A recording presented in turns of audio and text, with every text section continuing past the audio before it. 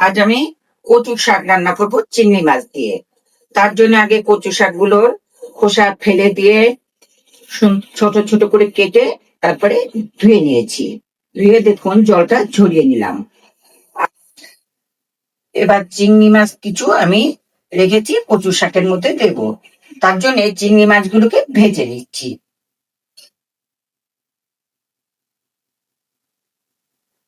কড়াইয়ে তেল দেওয়ার পরে কড়াইয়ে তেল দিয়ে আমি এই চিংড়ি মাছগুলোকে ভেজে নেব। এটা গরম দিয়ে দেখুন আমি চিংড়ি মাছগুলোকে ভেজে নিই।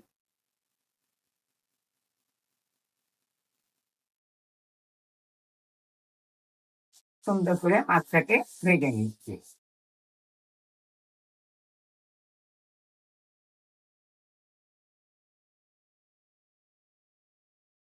কচু শাক রান্না করতে গেলে এই যে চিংড়ি মাছ, কচু শাক, আর এদিকে কয়েকটা কাঁচা ঝাল, স্বাদ মতো লবণ, হলুদ, এটা তো সব কিছুতেই লাগে। আর কিছু রসুন, আমি পেঁয়াজও তেমন দিই না, এতে রসুনটা দিই কচু শাকে।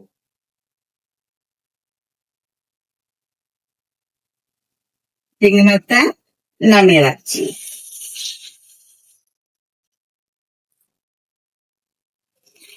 সামান্য একটু তেল দিয়ে এর মধ্যে আমি কচু শাকগুলোকে একটু আগে সিদ্ধ করে নিচ্ছি। কোনো জল নেই কিন্তু, এর থেকে নিজের থেকে জল বেরোবে। সেটা দেখে কচু শাক থেকে জলটা বেরোবে। আমি একটু স্বাদ মতো লবণ, হ্যাঁ, একটু হলুদ দিয়ে এখন সিদ্ধ করছি।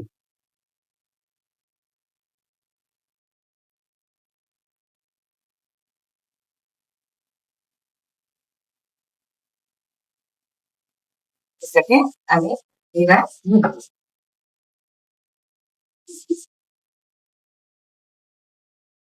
নাড়াচাড়া করে এটাকে আমি ঢেকে দেবো। বেগুনের থেকে নিজে থেকেই প্রতিটা সিদ্ধ হয়ে যাবে। যাক, সিদ্ধ হতে থাকুক। দেখুন এটি কিন্তু জল বেরিয়েছে এবং সিদ্ধ হচ্ছে, সুন্দরভাবে সিদ্ধ হবে।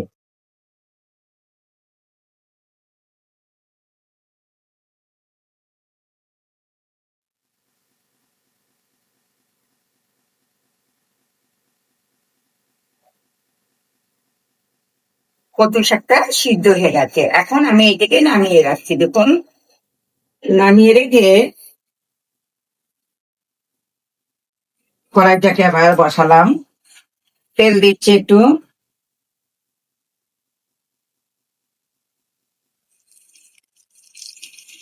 একটা তেজপাতা আর দুটা শুকনো ঝাল আমি এটাই সম্বারা দিচ্ছি। দেখুন একটা তেজপাতা, দুটা শুকনো ঝাল, তার মধ্যে কয়েকটা কালো জিরে। শাকে সবসময় আমি কালো জিরা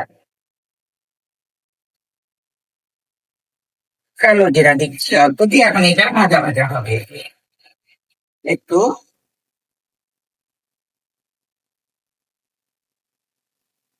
ভাজা হয়ে গেলে এর মধ্যে আমি সেই রসুন কয়টা দিয়ে দেবো।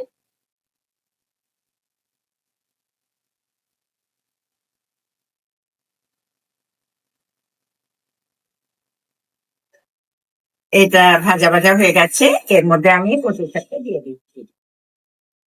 তার মধ্যে আমি আগে থেকে ভেজে রাখা চিংড়ি মাছ, কচু শাকগুলো ডালার পরে ওই ভাজা আগে থেকে ভেজে রাখা চিংড়ি মাছগুলো দিয়ে আমি কয়েকটা কাঁচা লঙ্কা দিচ্ছি।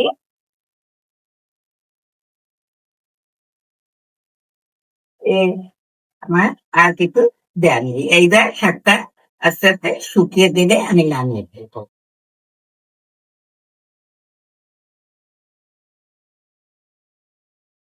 একটু মিষ্টিও সামান্য দেওয়া যেতে পারে, অনেকে মিষ্টি খান না, সেটা না দিলেও হবে। এই সামান্য একটু দিই, এটা যার যার স্বাদ মতো। এটা শুকিয়ে গেলে আমি নামিয়ে রাখবো। কচুর শাকে রসটা শুকিয়ে গেছে, এখন টান টান হয়ে গেছে। আর এখন আমার এই কচু শাকটা আমি নামিয়ে ফেলবো। দেখুন তেজপাতাগুলো আমি ফেলে দিয়েছি।